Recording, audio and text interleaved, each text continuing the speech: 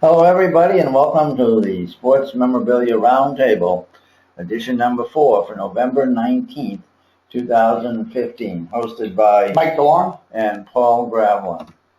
The Sports Memorabilia RoundTable is a co-production of Mike Delong Memorabilia Presentations and Old Sterling Village Media in Andover, Massachusetts.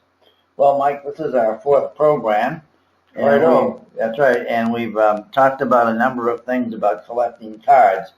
This is going to be the last card collection program for a while. We're going to do something different in the next one, but we're going to talk about building sets. So let's just go to that now. Why don't you explain to people what the sets are first, Mike, okay? Oh, you mean the sets that we're looking at, or? Just what are sets in general, yeah. Sets in general are trying to complete cards 1 to whatever number there are in the set. So these companies came out with sets the cards in sets every year. Yeah, the original ones you had to get through bubble gum, and now they come out factory made, and bubble gum ones are much harder to get. Okay, I get it. So the idea is that people have a certain year and they try and collect every card in the set. Yeah. Okay. And I've labeled some that are easier to collect: 1958, 1959, 60, 64, 65. 68 and 69. Okay, we'll go through them individually in a little while here, okay? So let's start off with some of the tips for making these sets. That's the first thing. So check the number of cards in a set based on your budget. What do you mean by that? Budget is how much money you have to spend on a particular set. Well, that gets you on Wall Street. You knew that, yeah. That's right. And you don't want to go over it. You want to find a set that you're comfortable with, money-wise. Right. Okay. So if you don't know what you're doing or just starting out or maybe you're new to this, these are some tips Mike has come up with to get you to understand what you need. So let's take a look at A. What's A saying? Well, first of all, you definitely have to have some kind of a guide when you go to a show or on eBay to find out what the prices are. Okay, and the SMR guide is like a little newspaper type thing? It's a magazine, in fact. It's a magazine thing. Okay, another way of doing it is to consult with who? Other hobbyists like myself or people who know what they're doing in the field. Okay. Now it says know the PSA chart. Yeah, that's really important. They go from 1 to 10, and each grade has a different description of a card. So if you're looking for a mint, you have to know what a mint is. If you're looking for an EX to mint, you have to know what that means. Okay, and what about D here? Checklist for it should be every set you are building. I guess I should add that. Yeah, you have checklists that are in the sets. For every set, and you can go right through the magazine and find out the prices right there of the important cards. Good, and you need a budgetary strategy like you would for anything else. Absolutely. Again, you've got to stick with the budget, right? Okay, I should mention that this particular session is going to deal with a lot more kind of a lecture, so I'll put a doctor before Dr. Delong over here, and I'll call him Professor because there's not a lot of visuals we can give you. They're mostly ideas like this. Know the PSA chart and things like that. So let's go on here. So we're going to talk about the sets for an average budget include the following top sets, right? Okay, yeah, and those would be 1958. All right, well, I got them on here. You already have that, okay. All right, so let's take a look. Let's start with 1959. 1958, nice title. Yeah. 495 cards in the set, and with a budget that's average, you can complete that set pretty easily.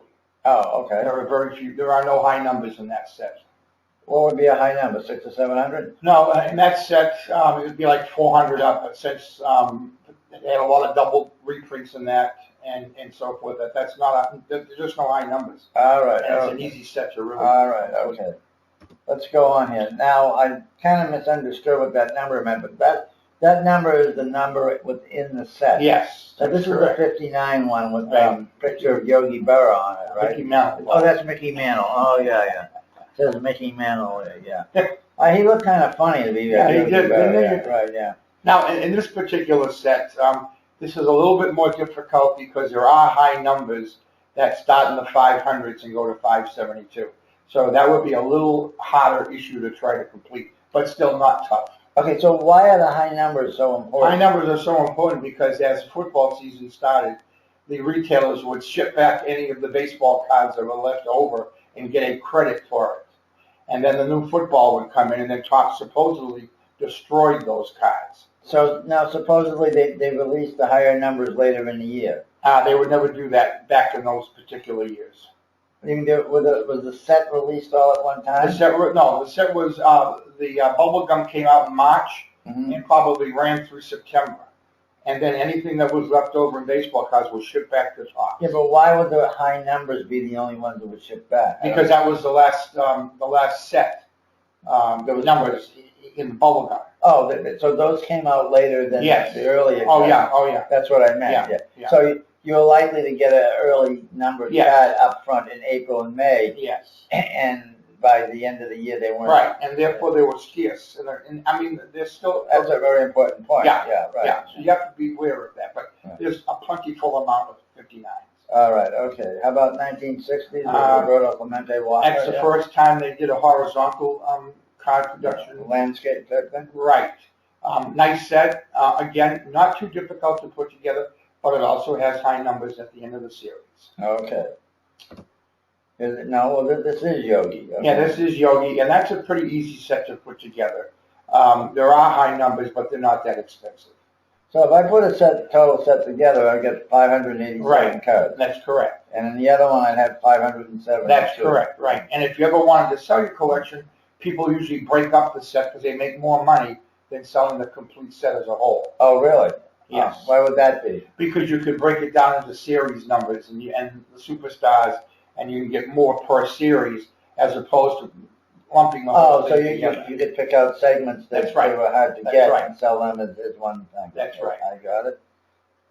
And the 65 down to 598 card, Steve Carlton. Steve Carlton, right. An easy set to complete. There are high numbers, but there are no big expensive high numbers, so it's an easy set to complete. Okay, now I noticed that Jerry Fritz Ackley. Yeah. Now, did Steve Carlton have a separate card by himself? No, that's it. That's how it came out. That's how it came out. Before we even knew about who Steve Carlton was going to be. Right, of course. That's how it came out. They put and then it gets a separate card. The second year would be a separate card. So somebody who eventually became famous. Right. You didn't know they were going to be famous. Right. Creme de crop of the Nolan Ryan rookie card. Everybody wants a Nolan Ryan rookie card in their collection. And again, he's in a double card with Jerry Kuzman. That's correct. Another great picture, and that's a very easy set to complete. There really are no high numbers in that set. Not difficult at all. Yeah, there are high numbers, but the only card that you have to pay for would be the Johnny Bench rookie card and the Nolan Ryan. You start from there and then build your set from that. Let's say Johnny Bench rookie card. Oh, anywhere from $100 to $500. Oh, that's not too bad. Now, if you're happy with a 5, whatever. Right, yeah. The 5 is the rating on it. Yep. 1969 set, easy set, no high numbers, a set that probably people should first start to do if you want to get into card collecting because it's no big rookies or anything. It's an easy set.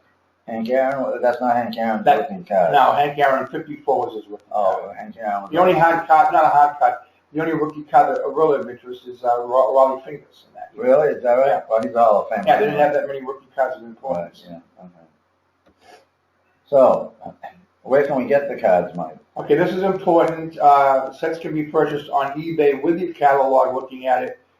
Private collections, shows, auctions, as we previously discussed. These are the places where I get my cards from.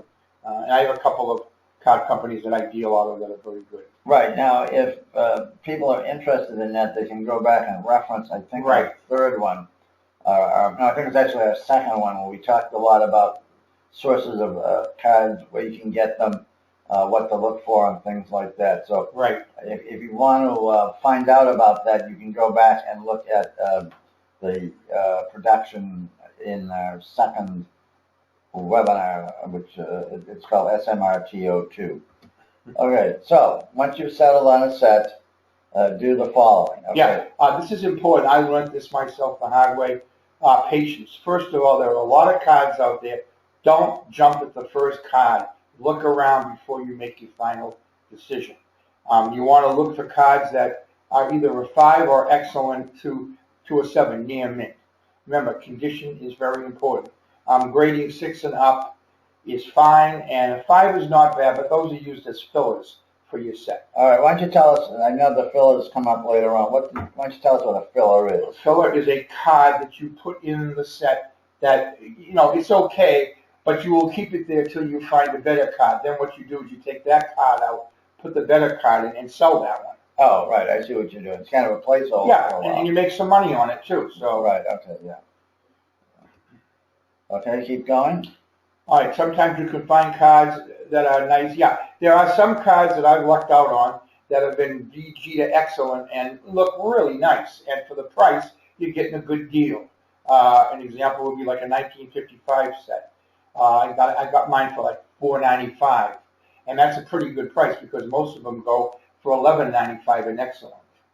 Okay, for the whole set. Yeah, for the individual cards too. So I saved a lot of money I'm trying to build that set right now. Right, okay, yeah. How about, now you make this point over and over again, purchase your stars first. What do you mean by that? That's important. I think if you put all your stars together first, pay for those, then go after your commons.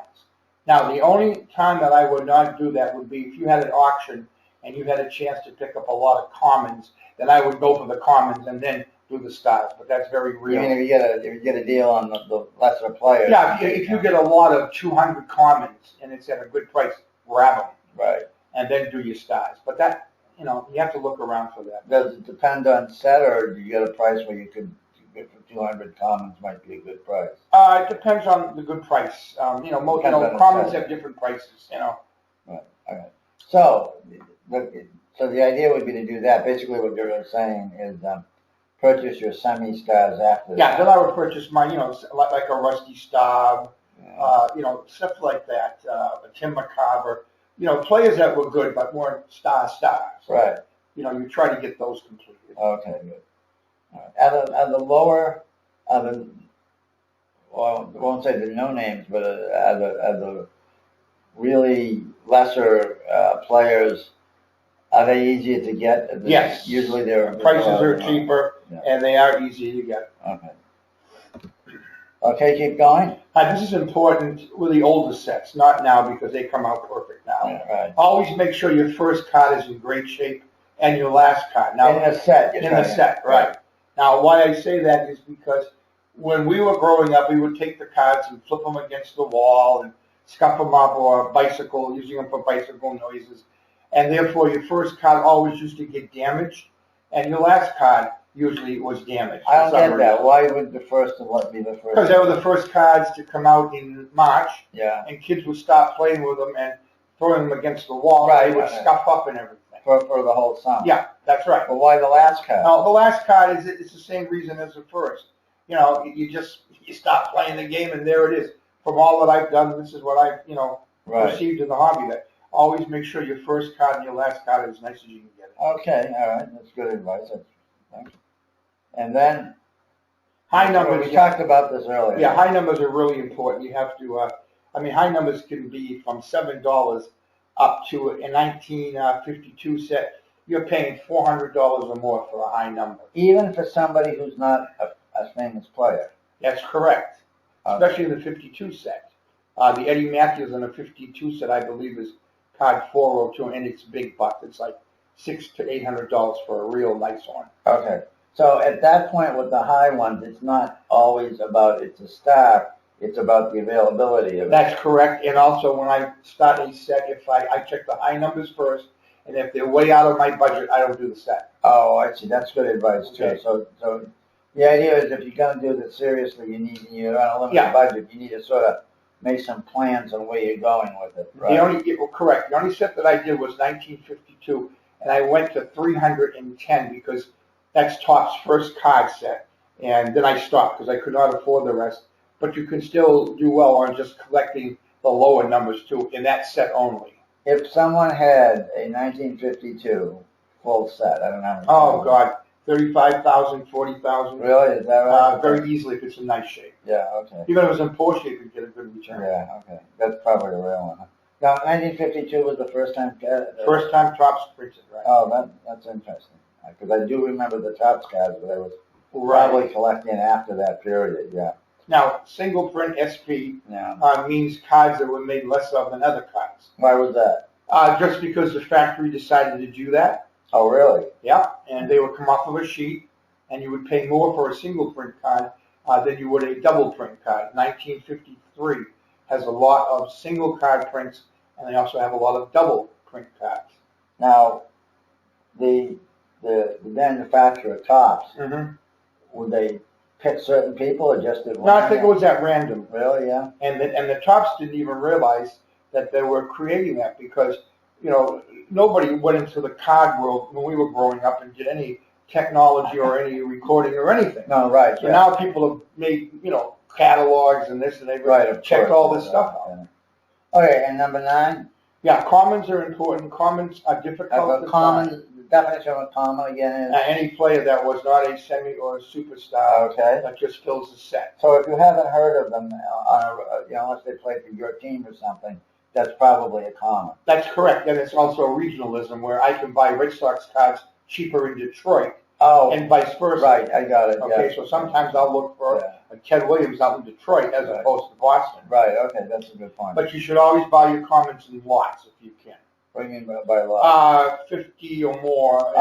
Okay. In an auction, I usually do that. All right. I just purchased some 1955s in lots of like 8, and they're darn nice. Okay. Anyways, go ahead. Okay.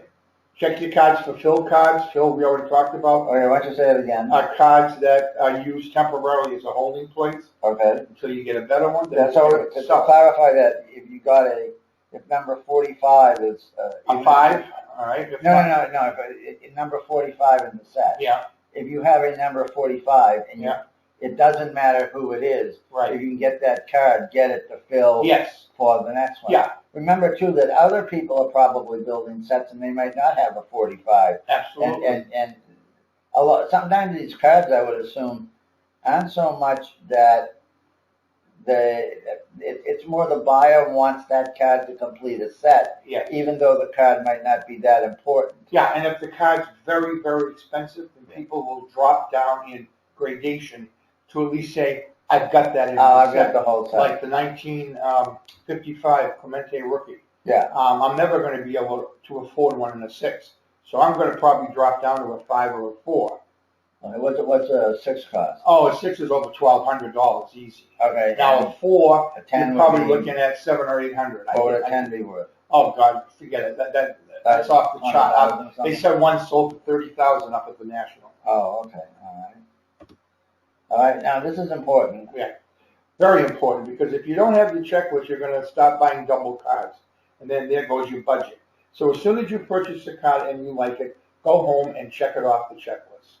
Okay. You can make your own checklist, or you can buy checklists, or you can get checklists at the show. Oh, so the somebody tells you like an Excel spreadsheet with every year and every player. That's correct. Yeah. Okay. How much are those? They're all free. Oh, really? Yeah. Oh, I make mine in a notebook. Right, but I mean, somebody could. Yeah, but you can get them for free at the show. Okay. Yeah. All right. Go ahead. This is important. Okay, now, yes, once you've had once you get your set, you want to start putting them into baseball binders. Now, these are specialized baseball binders. They're not the notebook type that we use for school, because these allow the cards not to get bent at the corners.